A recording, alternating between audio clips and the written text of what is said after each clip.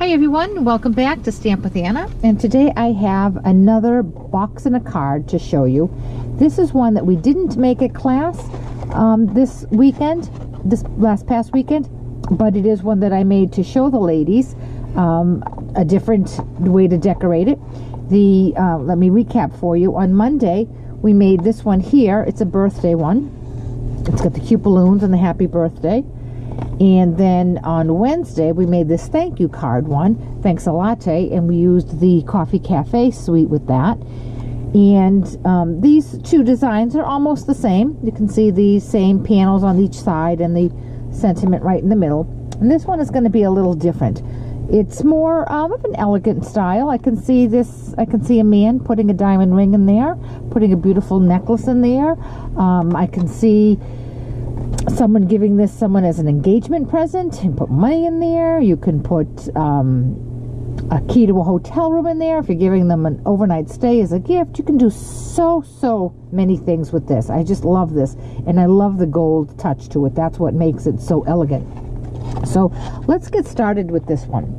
And much like last time, let's see, we need a piece of basic black cardstock, and this is 8.5 by 5.5 scored at 4 1/4, and this is what we're going to cut our hole out of to put the box in. So again, we're going to hold the paper folded end along the edge. I'm going to line that up at 1, and with my cutting blade I'm going to slice down to 2. So I'm making a 2-inch slice into my paper, and you are going through 2 pieces of thick cardstock, so you do want to press down quite a bit. Now I'm going to lift this up, and I'm going to bring this over so that my slice is at 2, and because we came in 1 inch, my paper is lined up at 3, but my slice is at 2. I'm going to come down and do the same thing. I'm going to slice down to 2. It's a little difficult to see on black paper. Okay? Now when I lift this up, I'm going to turn it so that my folded edge is to the left, and I'm going to line this up at 2. My folded edge is lined up at the 2, and that way I know that the bottoms of these slices are also at 2 because I came down to 2. So now I'm going to put my blade right where that slice is, and I'm going to come down and slice to the other. So I'm just notching this out. So when I lift this up, this should pop right out, but because you're cutting through 2 pieces of paper, it may not. So we have that. Now, this one we're going to do a little different decorating wise. On these here, we made 2 panels right onto the white card base. This time, we're going to take our piece of Whisper White, and we're going to line it up where it would go. Okay, you can certainly use a little bit of repositionable glue to keep that down, but I'm not going to. I'm going to line that up where I want it to be, and I'm going to turn it over. And then with a pencil, I'm going to just make that line. Now I can either run that through my paper trimmer, or I can just come in and freehand it with my scissors. Now I want to go outside of this pencil line. Okay, and again I want to go outside of this pencil line, and the same for the bottom, and notch that out. Now I'm going to give it a dry run and make sure that it fits the way I wanted it to. And I can see I'm going to have to do a little trimming when I put my box in, but that's fine. Now, if I want my box to be on the other side, I would just flip it this way, and it will fit the same way. Okay, and I think I'll keep it that way because that's how this one is done. So now I'm going to put my paper aside, and I'm going to come in with my big background stamp, which is the diagonal stripe, and I'm going to ink this up really nicely. with Versamark because I'm going to gold emboss. I love the gold embossing. I love the metallics that Stampin' Up! Has. I'm going to ink this up really, really well.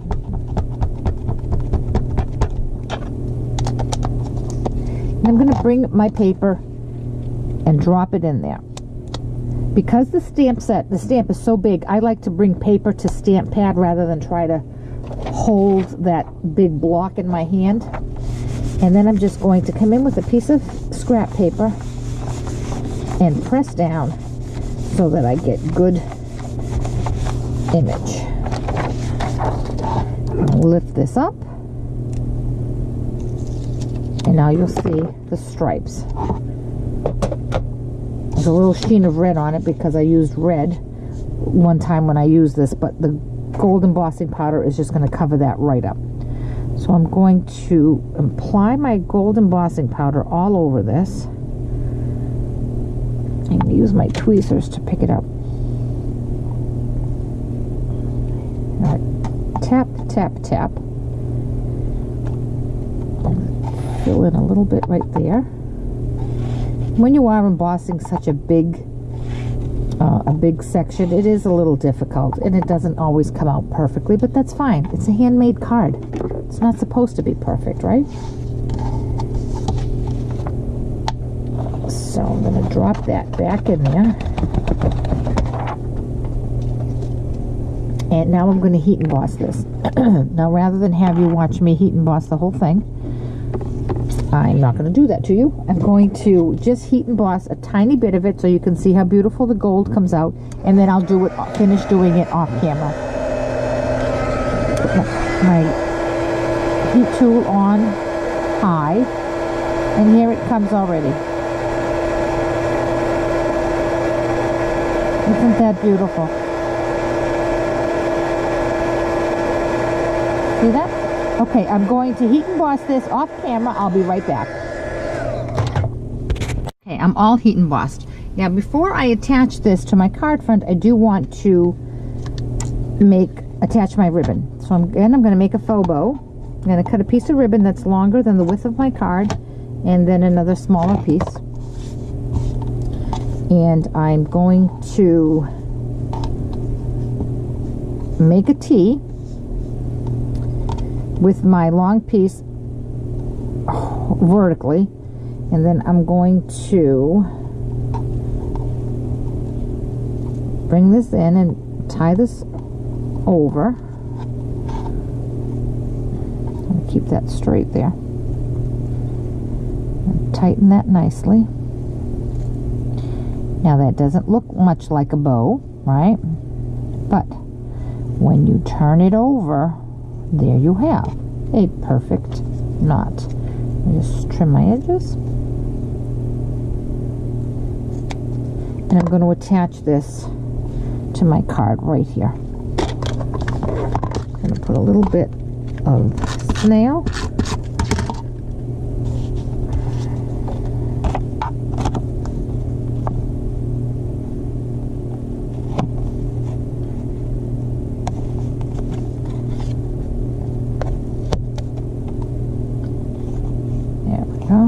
And now I'm going to attach this to my card front. Make sure I put some adhesive underneath the cutout there. Now this is just a little different than the way we did the cards on earlier this week. So I'm going to start here where the hole is, and I'm going to center my border around this because I can always trim off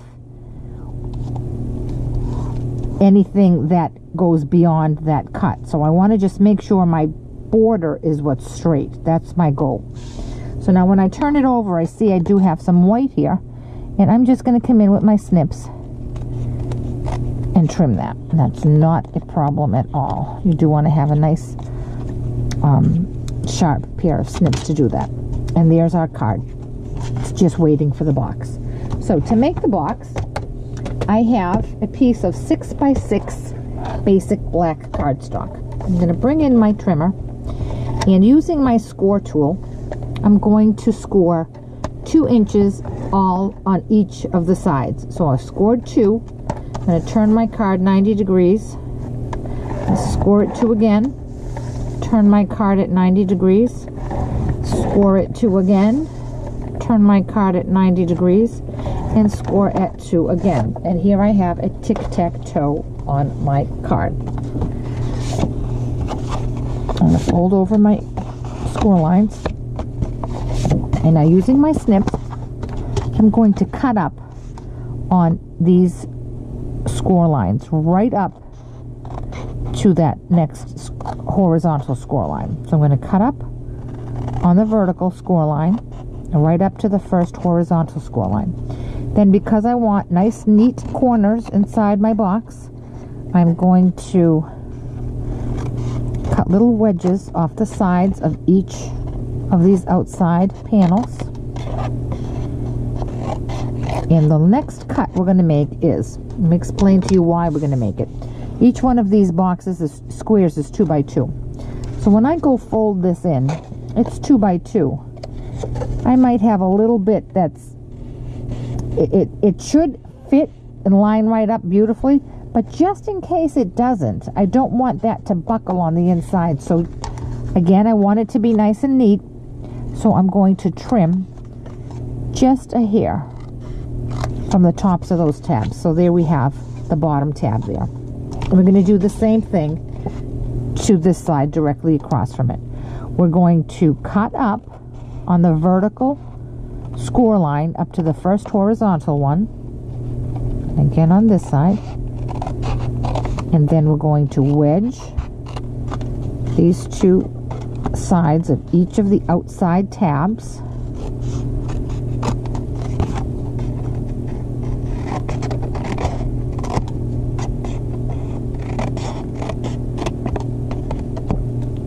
And then I'm going to just trim the tops of those. Okay, so now I have to add adhesive. Okay, now that we're all cut, I do need to do my embossing first before I put this together. Now, to see which panel I'm going to put my embossing on, I'm going to dry run assemble, I should say. And I know that this is where I want my sentiment to be. So I'm going to lay it flat, and that's where I want it to be. I'm going to use my embossing buddy because I'm using words, and I want to make sure I don't have any static. So what I'm going to use to emboss, what I'm going to use to stamp is from the Beautiful You stamp set, which is a 2-package stamp set. I'm going to use this Celebrate, but I don't want those 3 little dots there. So what I'm going to do is I've mounted my stamp on my clear block, and I'm going to use a piece of Post-it note, and I'm just going to cover those 3 dots I mean. And now I'm going to stamp Celebrate, and before I stamp it on my card, on my box, I'm going to lift this up. So when I go stamp, the words will be stamped, but those 3 dots won't. So I'm going to line that up right there and press down and press up, and there, it's perfect.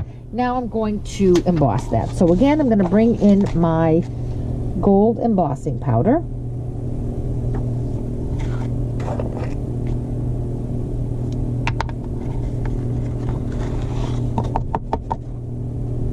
Perfect.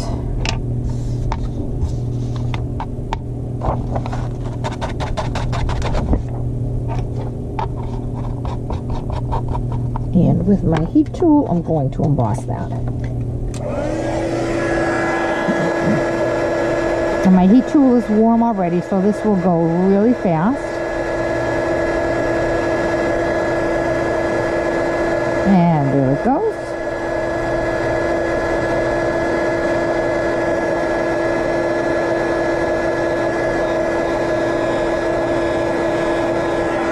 Okay. Now my box is decorated, and all I have to do is make the box now. So, excuse me, with some snail, I'm going to attach some adhesive on the outer tabs, the 4 outer tabs, the top and the bottom of the 4 outer tabs. And to assemble the box, I'm going to fold this over and bring these two edges together at a 90-degree angle and press. And I'm going to do the same with this one, a 90-degree angle and press. And then on this side here, a 90-degree angle and press, and a 90-degree angle on and press. Now, I don't know if you can see this because it's black on black in the camera, but right here we have nice tapered edges. So we have a nice neat box. Now we need to make the top of our box. And for that, I'm going to use a piece of gold foil. I know I almost never use this, right? This is cut at 3 1/8 by 3 1/8. And again, I'm going to make score lines along all 4 sides the same way I did with the box, but these are going to be at a half an inch. So I'm going to score it a half, rotate it 90 degrees, score it a half, rotate it 90 degrees, score it a half, rotate it 90 degrees, score and a half, and rotate 90 degrees. And again, with my snips, I'm going to do the exact same thing. I'm going to cut the vertical line up to the horizontal line and taper.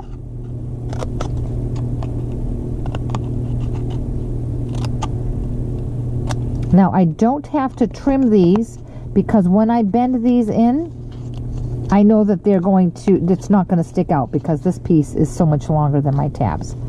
So again, I'm going to do it on this side here. Cut along the vertical up to the horizontal and taper. And taper. Now I'm going to attach put some adhesive on. I have found that the snail is strong enough. You can use the fast fuse if you'd like. You can use tear tape. Do not use a glue dot though, because when you put a glue dot in, it's just going to hold that one little piece where the glue dot is, and it's going to lift, and it's just not going to look very professional. So I'm going to use some snail. Now just remember that these tabs are small, and if you're too rough with them, the tabs will fall off your box top. Okay, so now I'm going to fold these over just like I did with the box. Make a 90-degree angle and press. Make a 90-degree angle and press. Same on this side, a 90-degree angle and press. And the last side right here, a 90-degree angle and press. And now my box top is done. And it's going to fit my box beautifully. So I'm going to bring in my card base, and I'm going to drop this in and check it for fit. Now, a perfect fit, if it's a perfect fit, you want to drop that down all the way down to the bottom so that this box sits on that ledge.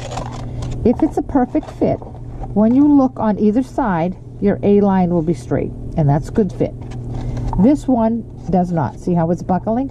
So that means I have a little too much paper on this side here. So what I'm going to do with my snips is I'm just going to cut off just a sliver. If you cut too much off, your box will not sit securely. So be sure that it is just a sliver. So now I'm going to try that again. Have it go all the way down so it sits on that ledge. Open it up. And there we have it. Check this side, nice A. Check this side, nice A. So there we have it. And this is another box in a card.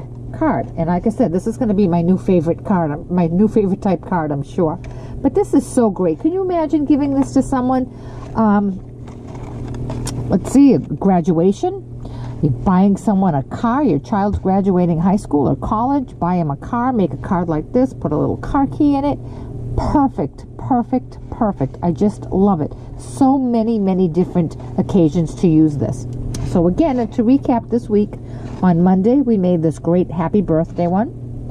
On Tuesday we made this thank you one.